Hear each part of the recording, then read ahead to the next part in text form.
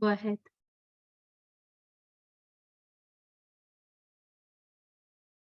Let's start.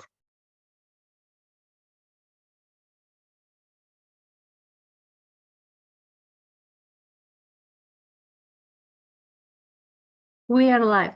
Go ahead. Azra, you can start now.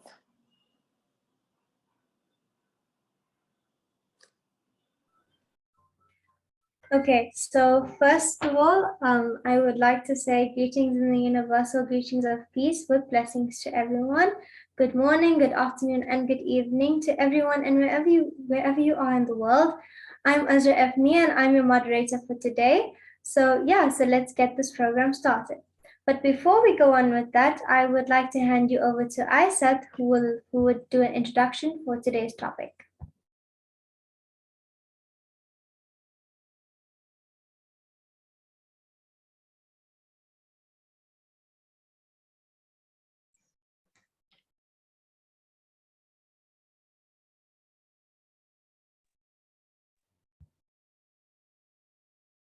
Hello, everyone. I hope you all feel doing good.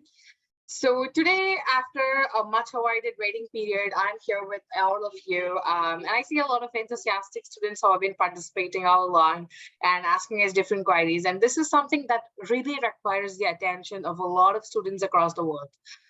So to be very specific, we have a topic as strengthening cultural partnership in the era of pluralistic societies.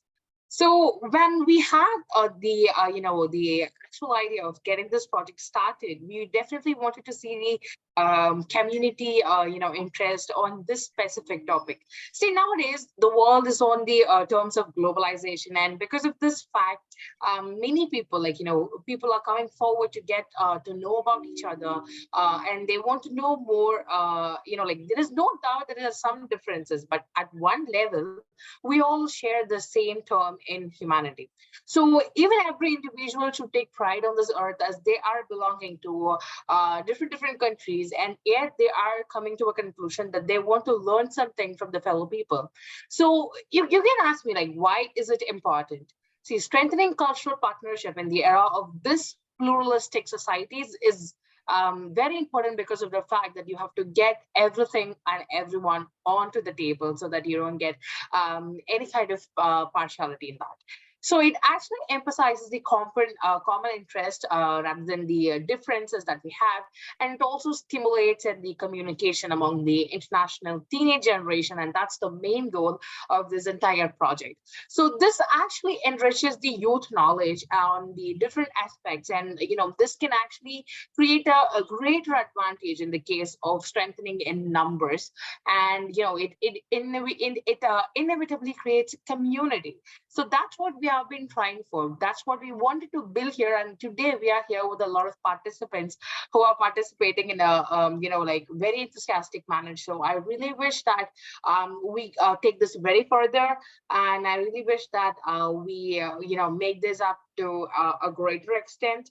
Yeah, that's much from my side. I would like to thank the project manager, Dr. Trivedi, and also the entire team of IIU, Maha ma'am, Sigda ma'am, Inga ma'am, and everyone who have been here, who have been doing great job in assisting us all across and guiding us in all aspects.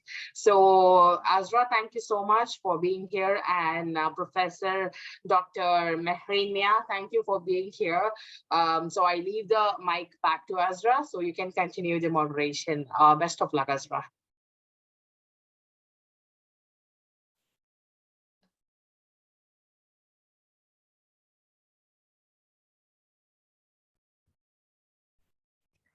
Okay, so before we start off with our program for today, I would like to talk about what is a pluralistic society. This is a society that is made up of more than one culture, race, and all different kinds of groups of people. They work together and live together to build their society, and this is only able to be done if we strengthen our understanding of each other and respect each other's cultures. This is the new era. So now I would like to call upon Mannat, who is who is one of our lovely participants for today and one of our speakers. So Mannat, the floor is yours. Thank you, Azra. Good morning, good afternoon, and good evening from Land of Diversity, India. As IIU Youth Ambassador, India, and IIU ISDC Public Relation Officer, it's an honor to be part of International Cultural Fest, strengthening cultural partnership in the era of pluralistic societies.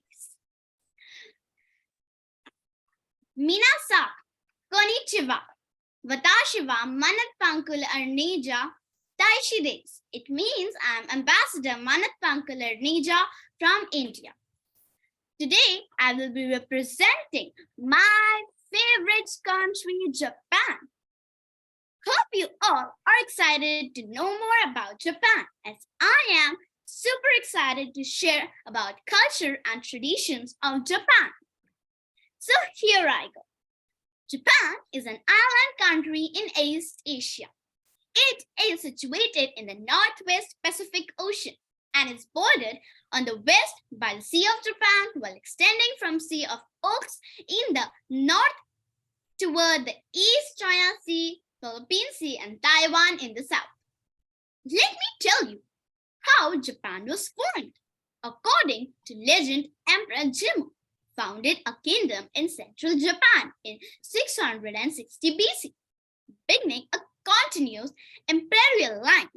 Japan's first appearance in written history in the Chinese Book of Han, completed in 111 AD.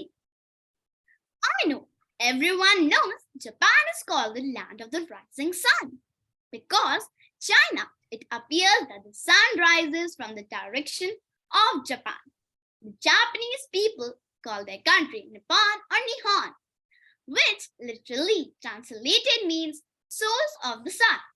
It is loosely translated in English as land of the rising sun. Marco Polo, the Italian trader and explorer, introduced Japan to the Western world during the 13th century. He never actually traveled to Japan, but instead went to the southern part of China. There the people told him about Japan. Let me talk about Japanese lifestyle that have been westernized recently. Japanese people still do everything possible to preserve their rich culture heritage by practicing tea ceremony, wearing kimono, and studying traditional arts and crafts from early childhood. Japanese culture is impossible to remain indifferent. It is a different civilization where all you have learned must be forgotten. It is a great intellectual challenge and a gorgeous sensual experience. I think the Japanese culture is one of the very few cultures left that it owns entity.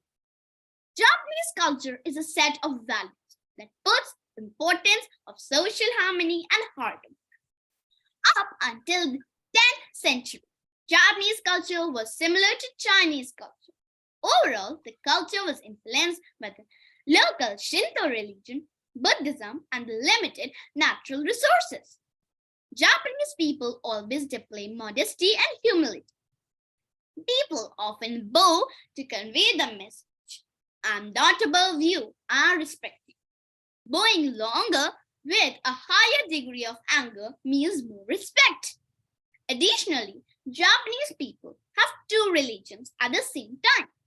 They're both Buddhist and Shintoist. When a Japanese baby is born, ceremony is held in the Shinto shrine, and when someone dies, the ceremony takes place in a Buddhist temple. You will love to know, in Japan, people are obsessed with hygiene. They take off their shoes when entering someone's house and take a bath almost every day. Many foreigners are surprised that there are no trash cans in public areas, but everywhere is still clean. Now, let me add some spark by talking about Japanese festivals.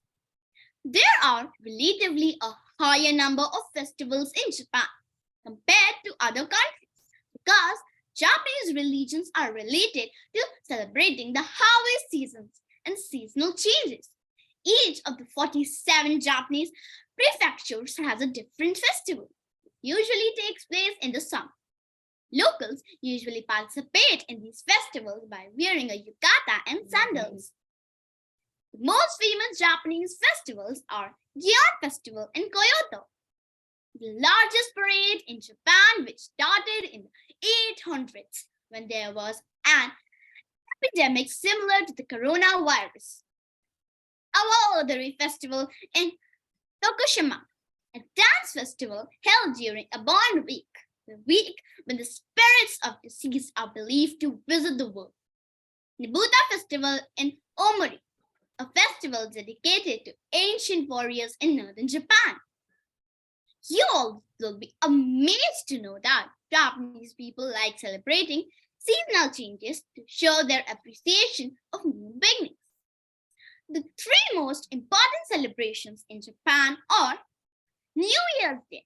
Japanese people visit a shrine after midnight on December 31st to make a wish. Cherry blossom celebrations in April. It is a custom to have a picnic under the cherry trees. The Aben holiday in August. Japanese people visit their hometown to commemorate the spirits of those who passed away. Japanese can handle conflict in cultural differences in best way. Do you know religion which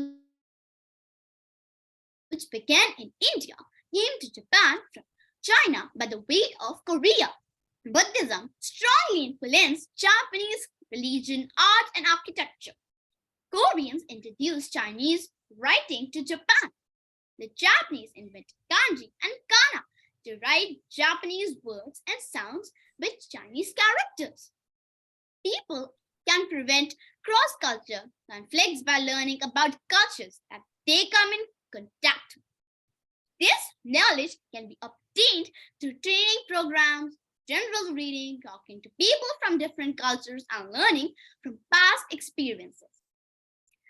Part is Japanese prefer to avoid conflict and wait until their differences diminish or even disappear over time. They are convinced that this will lead in the future to a state of minor differences and partial harmony. Japanese do not necessarily agree where they are going, but they have little or no difference in how they act. I recall a beautiful quote by Oscar Wilde. The whole Japan is a pure invention. There's no such country. There are no such people. The Japanese people are simply a model of style. And it's quite fancy of art. Reason it's my favorite country is because Japan never considered time together. It's time wasted, rather it is time invested. Hope you enjoyed. Domo, arigato gozaimasu.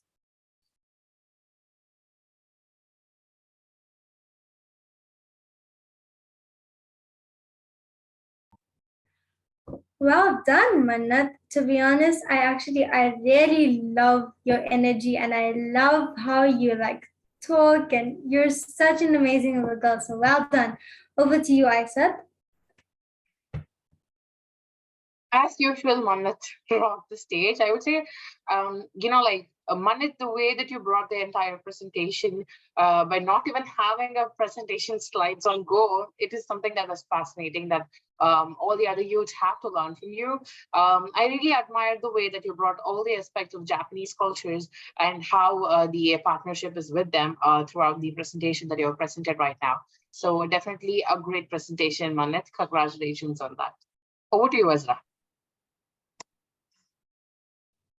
Thank you. Darthi, would you like to say something? Yeah, thank you. It was a very good presentation. No doubt I had studied some Japanese history when I was a kid, but I got to learn so much information. Thank you, Mannat, for sharing the information of Japanese culture, and sayonara. After the meeting. I want to hear from Inga ma'am, if Yeah. she can. I would like also to say congratulations for this amazing presentation, not only amazing concerning the information, the valuable information that you presented, but also it's amazing concerning your performance as and speaking. So we are really proud of you. You are really amazing. Keep on. Thank you. Thank you so much, ma'am. Okay, so now I would like to call upon our next speaker, Arbina Taku. Are you here? Hello, everyone. I need to do share screen. Okay.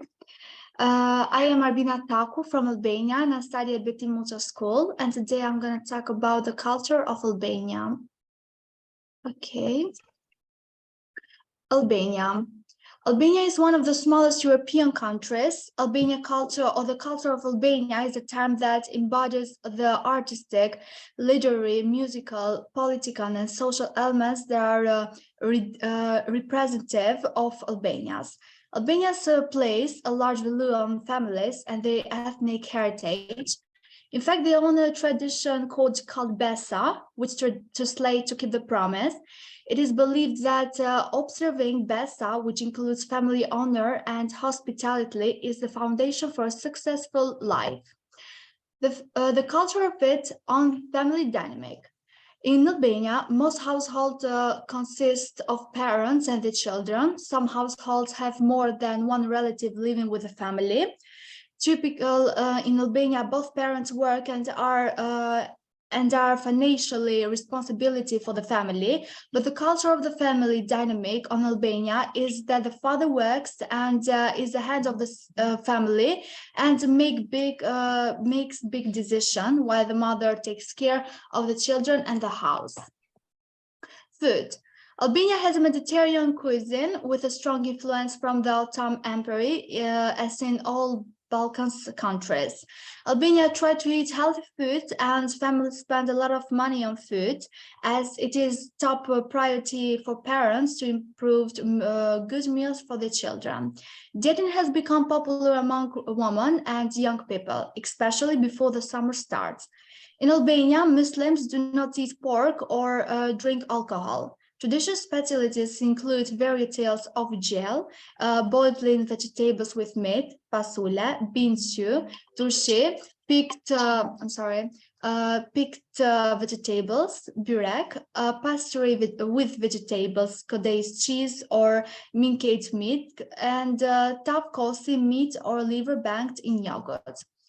Folk costumes. Folk costumes are not just souvenirs that we take out from the closet from time to time, but they are really object of memory and respect of the Albania culture and for the symbolic and identifying value that is given to the person who wears those clothes. This to it. On the occasion of various family ceremonies, young people have a great desire to wear those costumes, which are the pride of family and the whole community. Albania folk song. Albania folk songs are part of the national folklore treasure. The north of the city country is more characterized by legendary songs dedicated to heroes. These songs are accompanied by a special single-stringed instrument called lahuta. As a polyphonic songs from the region of Liberia in the south of the country are registered in UNESCO. There are similarities between those songs and those of Corsica and Sardinia. The furniture of the sleeping environment.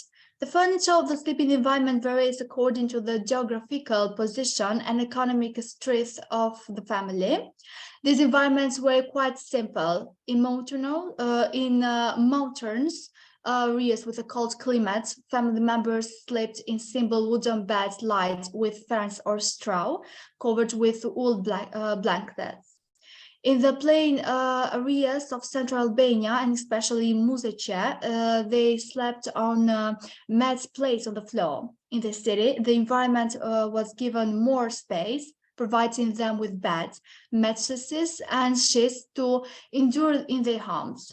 At the same time, as these environments, there were different trunks where the clothes of the couple and the children were stored. Here are some photos of the old Albania. I mean, the first photo, we can see some old objects which were used in the past in Albania. The second photo are some girls dancing with traditional costumes. The third photo are some traditional foods. And the fourth photo is two couples near the river which are wearing traditional costumes. Thank you all. Thank you. Okay. Thank you, Arvina, for that wonderful presentation. I really like your slides. Okay, now I hand you over to Isa.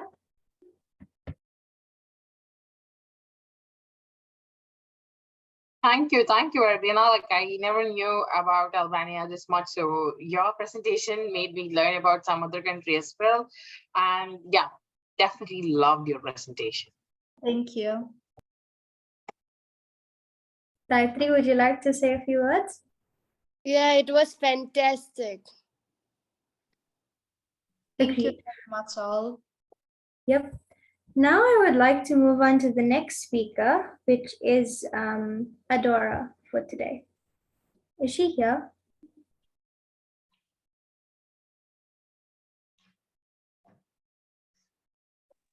Arbina, Yes. is Adora here with you? No, but I'm gonna text her. Yeah. Okay, let me text her.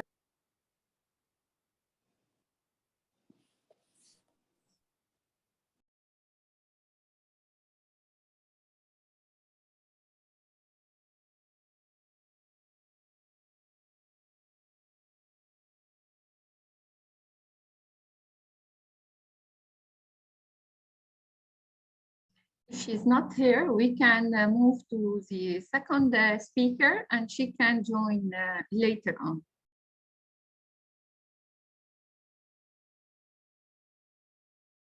She's having a problem right now.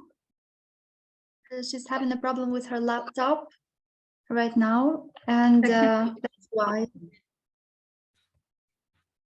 Okay, no problem. Okay, She can join. yeah, no problem. She can join like later on. It's okay. So the next speaker for today is Clea.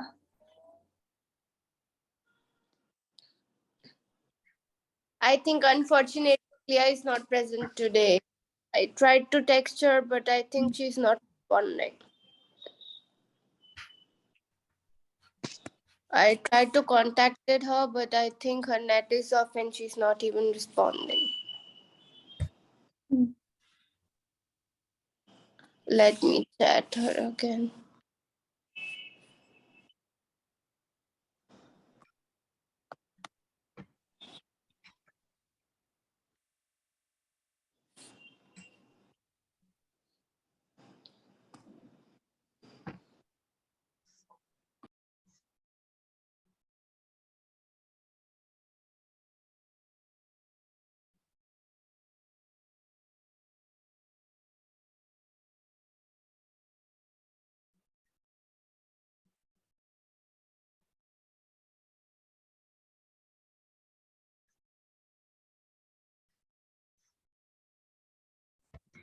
I just want to say something while we're waiting for the other participants.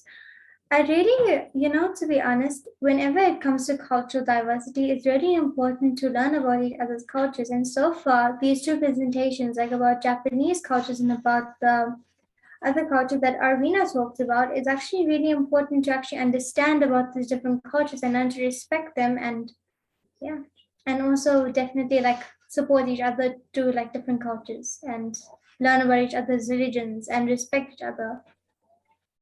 Actually, That's exactly, Azra, this entire conference is for. We have got to learn a lot of cultural norms of different peoples, and that's something that is amazing. Over to you, Yeah. Mahama. yeah, actually, I would like to say that the topic of the initiative itself is very important, especially nowadays. Speaking about cultural pluralism, or if I want to say the peaceful coexistence among people from different culture base, is really so essential and important, especially nowadays, because we are living actually in a pluralistic society with many different people who are having different lifestyle, different religions, different sects, or for example, we have a diversity in different ways. So it's very important. Here lies the importance of cultural pluralism, or having, for example, raising awareness about such an issue, because it plays a vital role in the enrichment of society, accepting in especially in acceptance and respecting people. It teaches youth, very important to separate awareness among youth in the importance of accepting others, and the importance of respecting people belonging to different religions or belonging to different categories. Such types of initiative, I think, and especially this topic, we can see it sows the seeds of peace and tolerance, and that's very important. Tolerance is crucial nowadays, and also it helps us to build a strong social bonds.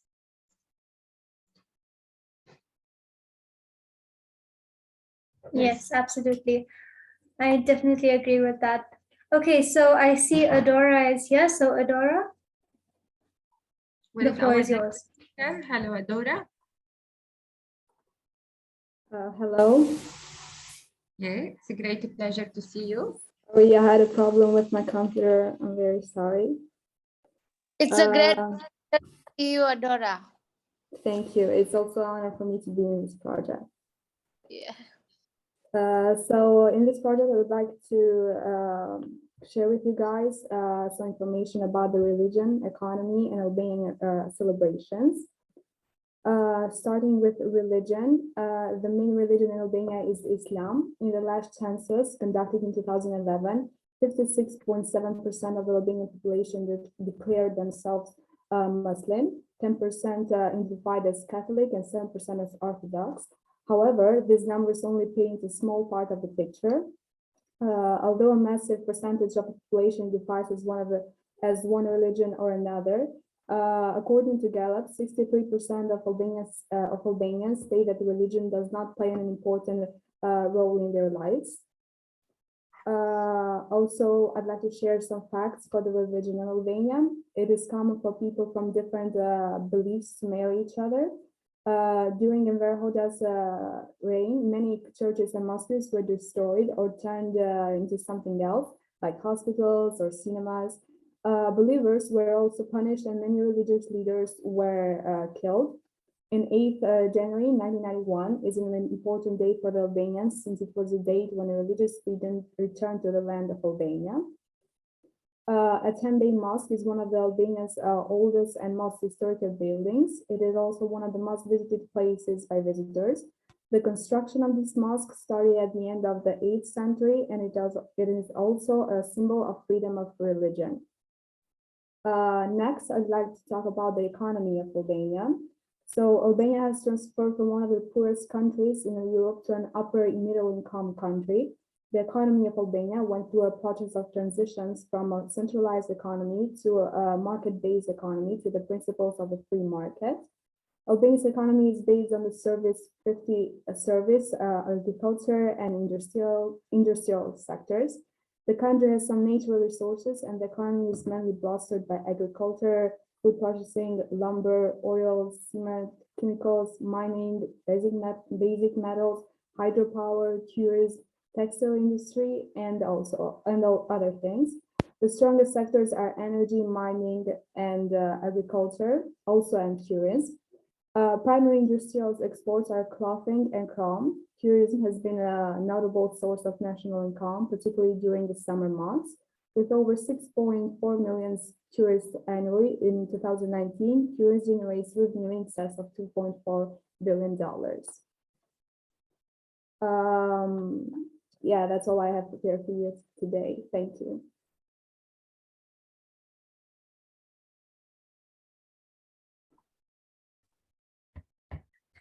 Well done, Adora. Wonderful presentation, actually. I really liked it. Aishat, over to you. Thank you, Anuga. It was an horrible presentation, I must say. Irrespective of the fact that it was, like you didn't have the opportunity to have your laptop on access, it was definitely a great presentation. We definitely learned that thing from you, and we definitely look forward to you in our further processes as well. Thank you very much. I appreciate it. Sadly, over to you. It was wonderful presentation, and I came to know about a lot of facts about Albania and like its religion, culture, and everything. It was wonderful. It was very great pleasure to have you both sisters, Arvina and Adora, today. Thank you. Thank you very much. Thank you very much. Yes, absolutely. Agreed. Maha ma'am, would you like to say something? I would like to say that she was amazing, outstanding presentation, and we are proud of you all, okay, and proud of her to keep your amazing work. All right, so let's move on to our next speaker for today. I would like to call Professor Dr. H.C. Ambassador Mehrimia to give her opinion on cultural diversity. The floor is yours. Assalamu alaikum wa rahmatullahi wa barakatuh. I greet everyone in the universal greeting of peace with blessings. Thank you so much, dear Azra. Lovely to see you and lovely to see all of you participants today. Maha ma'am, it's absolutely wonderful the way you've organized this, and I think it's such an important topic for each of our youth, especially to know about and to be involved in, purely because we know this and I teach this and we try and get this across to every student and every child. We try and tell every youth out there that you are not a leader of tomorrow, you are a leader of today, preparing for tomorrow. And if the youth of today understand this concept well, they will know that as leaders of today, they have to understand themselves, they have to understand their surroundings, they have to understand life, whatever is happening around them, the different types of people they live with and live, that are around them and live with in their communities. Once they know this, they will learn to understand the people better and respect each other even more. So if you, for example, have to look at your topic for today, and if you have to break it down, which is something I like to do, strengthening cultural partnerships, that's just one portion. Strengthening, as in you want to make something stronger, right? You want to build something to make it firm, really, so that it doesn't break. Cultural refers to every different person, whatever culture they belong to. Partnership means a bond, something that you would like to partner with. So those three words together are already trying to tell us that there are cultural differences already, but they are able to be somehow similarly partnered so you can strengthen a bond between each other. In other words, if everybody has different cultures, it does not mean we have to be barriers between us. It means that we can actually still grow together and understand and respect each other's culture. When you look at the second portion of today's topic, you mentioned the word era. And that alone is so important because this is the new era of breaking certain barriers that were there before, that were built by certain man-made rules where people could not be together, people could not talk to each other because they belong to different cultures and different ethnic groups, etc. We're breaking down those now. And that is what is leading us to the end portion of your topic, which is the pluralistic society, where we engage with each other, we love each other, and we benefit from knowing each other in that respect. So when we break down your topic for today, literally what we are doing is literally learning about each other and learning how to grow together. Because if we understand the growth of a whole country, it starts with just one. It starts with each one of us, number one, as the mums or whomever is leading in your home. But it also begins with our students and our youth who are sitting here and watching us today and participating today, because they themselves are facilitating and learning more about these cultures, which we as adults sometimes might not know about. So that growth of your country and community begins solely within your family and within your home. So each of our youth now, by learning and engaging in these cultural partnerships and building this new era, we will be able to together grow better communities and better societies and therefore better nations. So thank you so much for the opportunity to share my few minutes and my words. I really hope it managed to make a difference to someone, and thank you to each one of you who are here today. Excellent, excellent topic, and well done to everybody. It was lovely listening to you. Thank you so much. I would like to thank you for your presence with us today, Dr. Amp. It's really a great honor.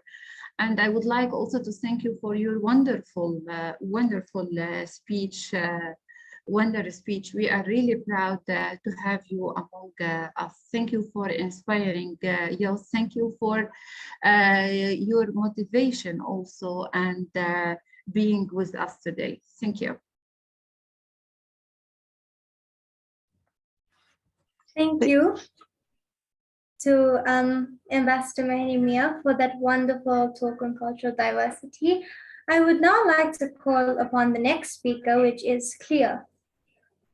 Clea, is she here?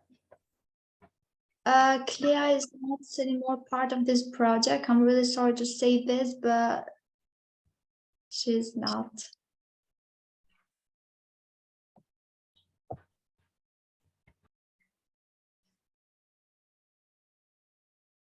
Okay, no problem. It's fine.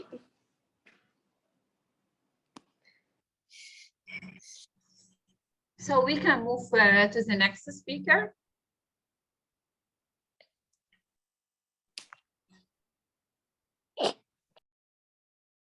Yes, Azra, floor is yours.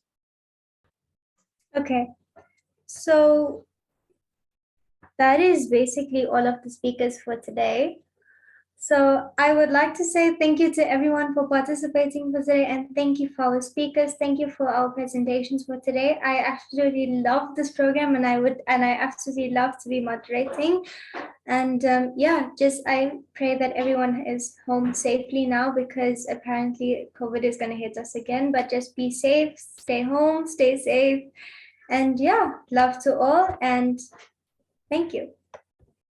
We would like to thank you also, Azra, for your amazing moderating for this program. I would like also to thank the HITRI and the whole team for this amazing initiative. As I mentioned earlier, the idea itself is amazing, and it's very important, especially nowadays, living in such a society where we have differences everywhere.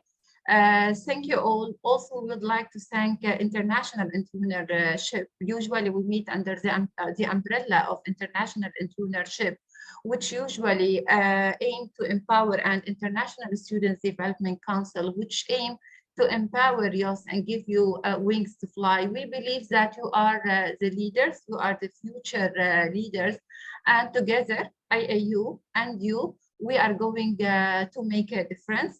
Thank you again, and wish we are going to meet tomorrow. I wish good luck for all the speakers and all the attendees. Thank you all. Dahitri, would you like to say something before we are going to close this session? Yes, ma'am. It was wonderful having all of you today. No doubt my health is a little bit okay, so my voice is a kind of rough today. So please bear with it for today. I hope that I recover soon and get more energetic to bring new initiatives and everything. It was a wonderful program, having all of you learning about so many things, different cultures, religions, and everything. It was a awesome program. Thank you. And thank you for moderating today. Don't worry, Dahitri, get well soon. I know it is the weather. Last week I wasn't able to speak to for more than 4 days. So I hope tomorrow you're going to be better. Thank you all, and so thank you also, Dr. Am, for your amazing contribution too. Goodbye, everyone. Goodbye.